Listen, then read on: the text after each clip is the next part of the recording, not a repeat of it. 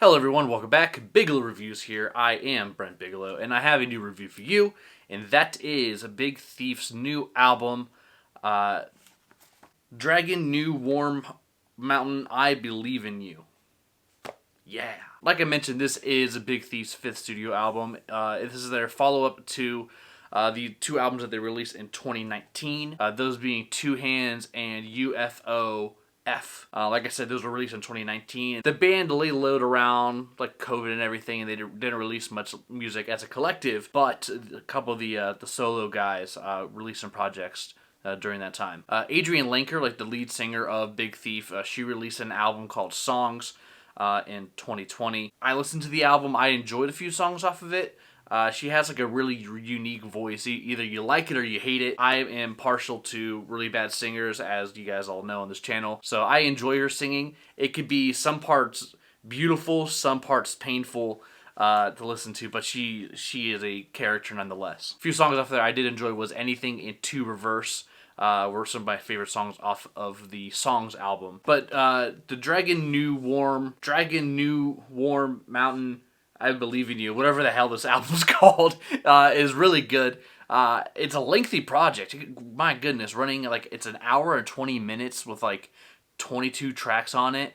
And it's a great listen all the way through. It's kind of amazing for this album to have a runtime of almost the length of a children's movie. It kept my interest and really kept me on my toes listening to it. A lot of the tracks on here have like they embody all the different styles of like folk and indie music that you would expect from a band of Big Thief's pedigree. But this album has everything from like folk music that sounds like it's almost bluegrass music to even some indie rock stuff that has like the shoegazy feel of somebody like Soccer Mommy would release, or even just like an indie rock cut. This album has everything that you would need from both of those two genres.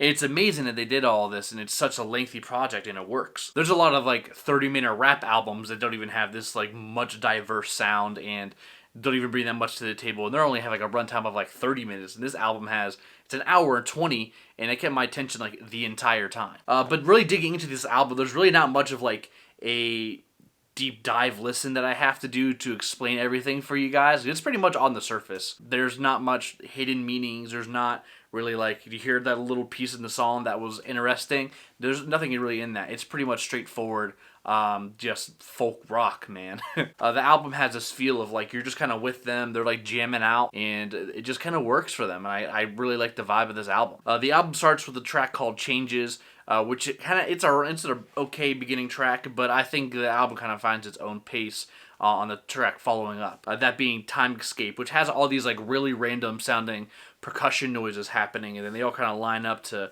make a song and form something that really works.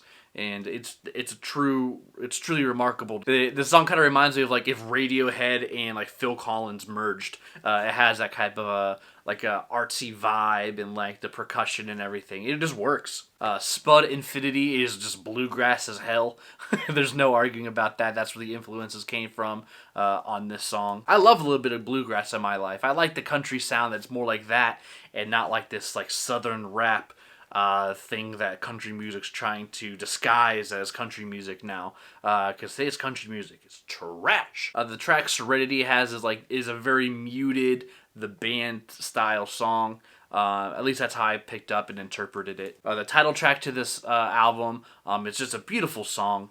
Super great. The track Sparrow is like a 5-minute long song. It's a slow burn, but once like Lenker gets into her higher register, the song really does get better. It has this like repetitive feel, so you've been waiting for her to hit those higher notes in the higher register, and when she does, it just comes in. It just sounds heavenly. As I mentioned earlier on in this video, how this album has like a lot of similarities to like a band like Soccer Mommy, but the song Little Things just sounds. It's so shoegazy. It's so like bedroom pop. It sounds something like Soccer Mommy would do. It's basically if they just swap singers. The track Red Moon has this like Neil Young folk rock feel from like the late 70s, 80s.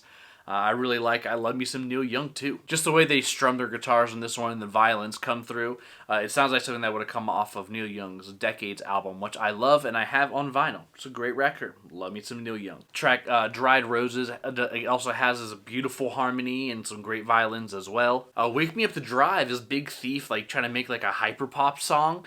It has this like real high energy boom and clap sounding drum set in the back. The whole song's like really muted and like almost like it just sounds like you're missing a whole part of the track. But it works. It plays into like the dirty old dusty feel of this whole album. Promises a Pendulum is a beautiful song.